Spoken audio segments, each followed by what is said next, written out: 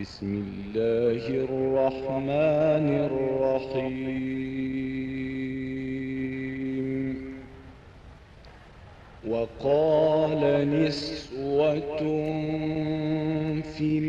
المدينة امرأة العزيز تراود فتاها عن نفسه moo di li ñu tudde al ulum al insaniya ñu di ko tudde science humaine façon biñ ko instrumentaliser moom science humaine yooyu la te mooy ñu def ko loo xam ne dafa mel ni wàllu technique la nee na erreur gënu ko rëy parce que ulum insaniya daf di xam-xam bu nga xam ni xam-xam yi ñu war a defaree àdduna yépp dafa branché wu ci xam-xam boobu parce que nee na bu ñu tuddee science humaine normalement science politique war na dugg sociologie war na dugg déontologie war na dugg yooyu yépp war na dugg ci al ulumul insaniya moo tax ñoom li ñoo tuddee éducation civique faf sax dootuñu wax léegi éducation civique mais civisme rek la ñuy wax ñu ne est-ce que nit moo war a nekk ci service su dëkk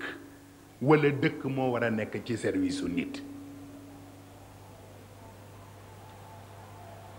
da ngay gis ñu koy soo ci rajo yi télévision yi waaw éducation civique ñuy jël xale yi rek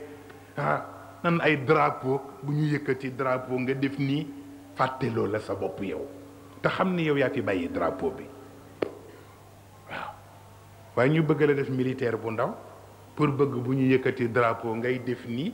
te borom be nit ñiy julli lu la neex nga def boobu mooy ban ñu yëkkati drapeau nga ne ràtt taxaw ñuy yëkkati kàddu yàlla ngay def lu la neex ban sens la am waaw looloo taxoon Cheikh Mouhamad Abd xool yooyu mu xool contradiction yooyu am ak ni politique dénaturé yépp ak sens bu archaïque bi ñu koy utiliser tax bés rek mu wax waxam ba ne aoudu billahi min alsiyaasa ومن لفظ السياسة ومن كل حرف يلفظ في السياسة ومن كل خيال يخطر ببالي من السياسة ومن كل أرض تذكر فيها السياسة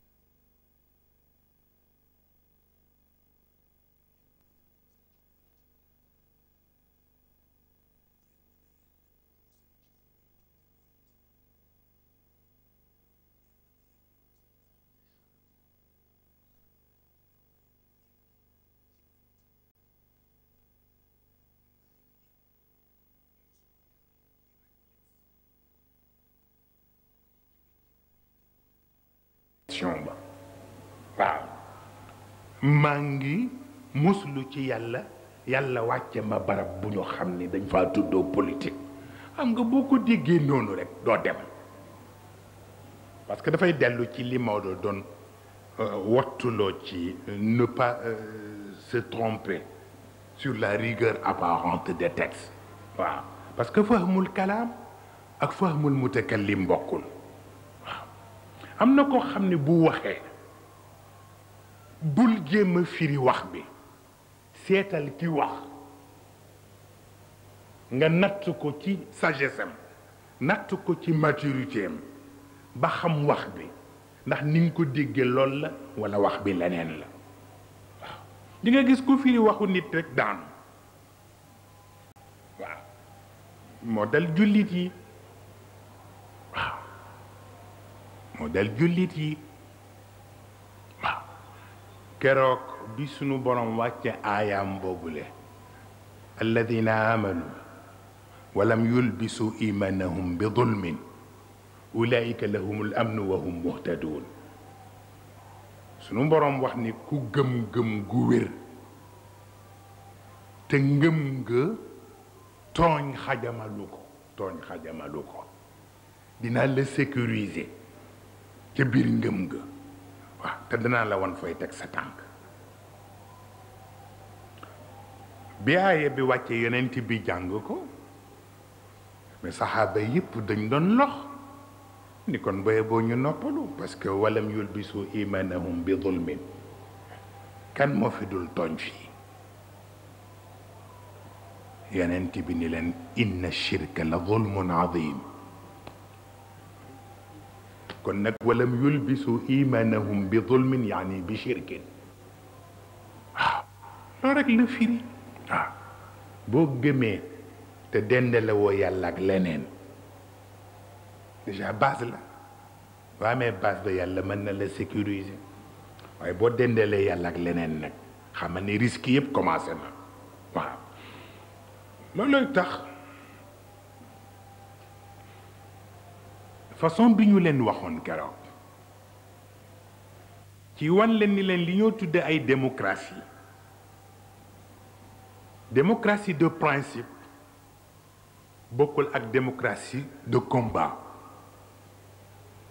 laïcité de principe aussi bokkul ak la laïcité de combat mu mel ni nag yooyu yëpp yu combat yi moo xew léegi ndax bu fekkee ni da ngay def sa texte boo xam ne li nga ci jublu rek parce que kii la neexul nga tëralin bu ko bloqué moom parce que xam nga ni li nga tëral du bloqué ñi ci def parce que soxlawuñu ko waaw yëpp ñu tudd ko ci turu ay laïcité que séparation des pouvoirs dugg na fi génn na fi yow def séparation des pouvoirs ba noppi te boo jëmee ci élection nii na sëriñ si taxaw mais dafa am loo xam ne ku ko man kay mënal sa bopp rek bàyyi ñeeg seen mën-mën yow it nga def ak sa mën-mën mooy am ba fipp waaw du Sénégal rek mais fipp muy ca français ak feneen dañuy doxal yu mel noonu waaw loolay tax nag li président arménien bi nga xam ni fa la Jacques Chirac dem seen dëkk tey def fa benn visite d'état dafa waxoon wax bu am solo wax ni il faut dépolitiser l'armée et dépolitiser la politique waaw lu doy waar la waaw il faut dépolitiser l'armée et dépolitiser la politique waaw mooy parce que armée peuple bi moo ko fi bàyyi kon intérêt peuple bi moom la war a défendre kon bu ñu demee ba politiser armée bi ba nga xam ni dootul servir intérêt peuple bi lu dul ay intérêt ay individu rek lay servir jaratu ko waaye bi ci des it il faut dépolitiser la politique te mooy bu ñu demee ba politique maanaam police bee koy yenu ku leen déranger ñu ne nañu la lakkal ku leen wax dëgg ñu ne da nga tooñ ku def la nga war a def te ñëpp di def kenn waxu leen dara ah ñu ni da nga perturber seen ordre public waaw yooyu bu fekkee ni politique ci cadre bu xat boobu rek lañ ko bëgg doxale je pense bien que bu fa intérêt ba nekkee it conscience ba du fa nekk waaw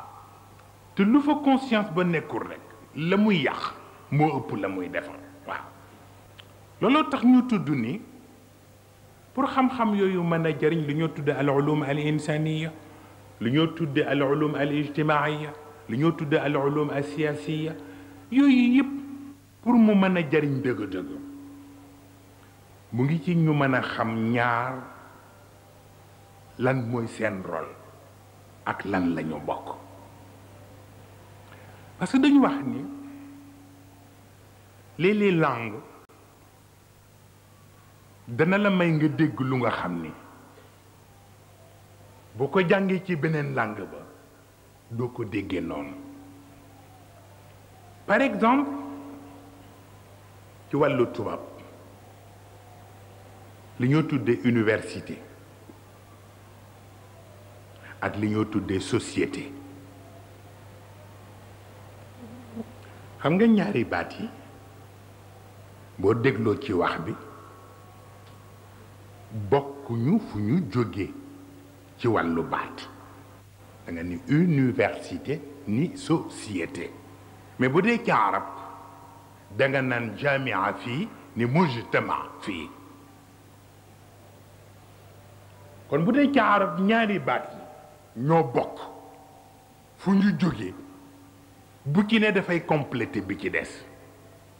bii dafay travailler ci aara yi bii di travailler ci alaqat yi waaw parce que réew bu fa xalaat dul génn réew ma sànku waaye xalaat yi itam bu ñu fexewul ba mu orienter nit ñi ci relation yi kenn ku ne téye sa bopp nit ñi duñu dem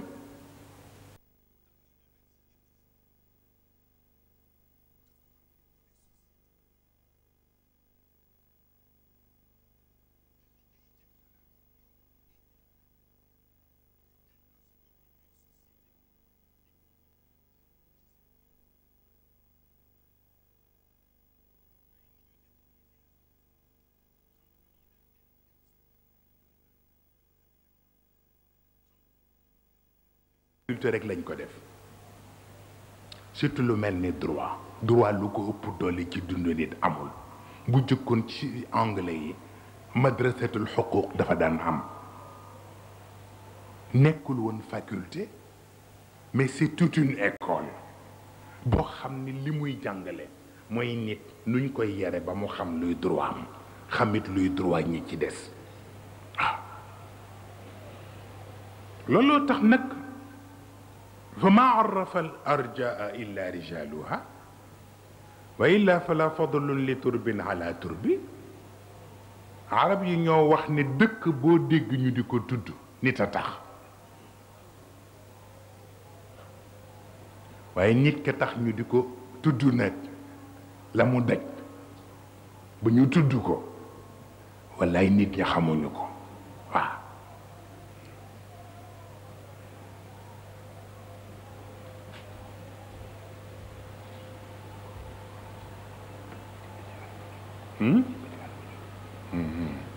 Sen.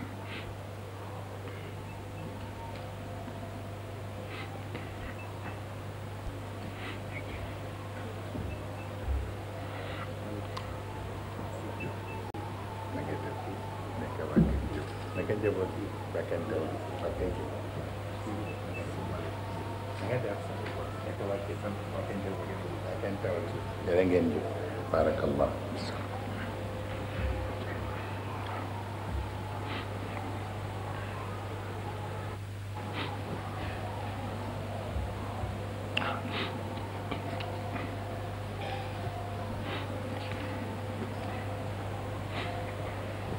dañu wax ni député Adama Diop moo yegg si ànd ak ki mu àndal tabarkalla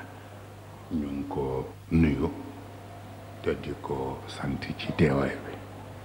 ci turu njaboot yi tabarakallahu